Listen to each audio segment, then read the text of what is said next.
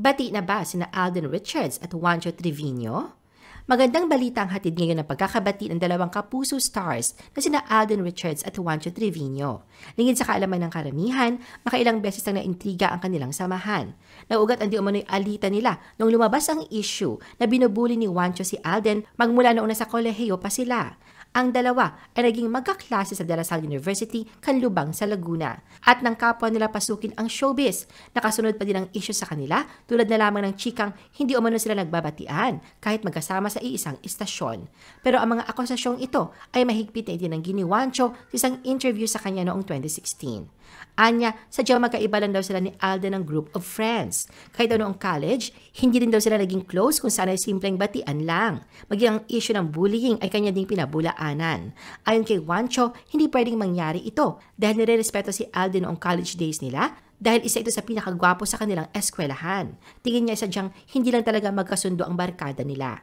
Yung barkada niya daw kasi ay magugulo, samantalang kay Alden ay mababait at palaaral.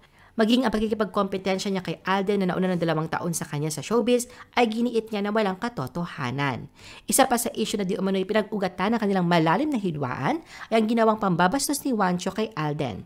Naging malaking issue sa social media noong March 18, 2018 ang kumalat na video ng pagdi-dirty finger ni Juancho. Sa naturang video, mapapanood na unang nakafocus ang camera sa poster ni Alden para sa isang watch brand.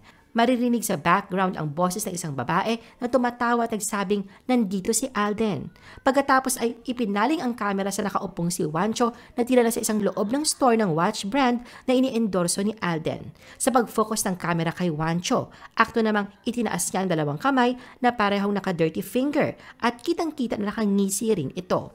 Ang video na ito ay labis na ikinagalit ng mga tagahanga, hindi lang ni Alden kundi pati ng love team nila ni Maine Mendoza, ang Aldab. Dahil sa kanyang inasal, inulan siya ng kaliwat kanang pambabatikos. Pagpapakita lamang daw ito ng hindi na pagbibigay respeto ni Juancho sa kasamahan niya sa industriya. Upang wag nang lumaki pa ang gulo, agad na naglabas ng kanyang pahayag si Juancho noon.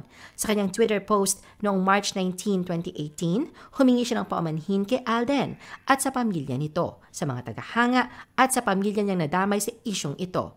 Pero nilinaw ni Juancho na isa lamang itong bad joke na hindi para kay Alden. Binanggit din niya sa isang interview noon na naplansya na ang gusot sa pagitan nilang dalawa.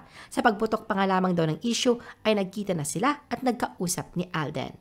At pagkatapos ka ng halos 7 taon, muling nagkasalubong ang kanilang mga landas. Sa Instagram post ni Juancho noong April 3, 2024, buong pagmamalaki niyang ibinahagi ang larawan ng pagkikita nila ni Alden sa isang birthday party. Si Juancho ay nasa pagtitipon bilang host at invited guest naman si Alden. Anya, my first time hosting a birthday celebration and let me tell you, I was definitely nervous at first but ended up having so much fun. Nagkita rin kami ni @Alden Richards 02. It was nice seeing him after a long time. We go way back and through some moments as well. I-post ang inyong comments at reaction sa baba. At huwag kalimutan na i-like at i-share ang video na ito. Gusto mo pa ba ng ibang showbiz videos? Panoorin ang aming iba pang top viewed videos. Para sa aming mga YouTube viewers, pumunta lang sa description ng video na ito o i-click ang link sa itaas ng screen. Para naman sa mga Facebook viewers, ay maaari ninyong hanapin ang mga link sa comment section ng video. I-follow nyo din kami sa Facebook at mag-subscribe sa aming YouTube channel. Thanks for watching!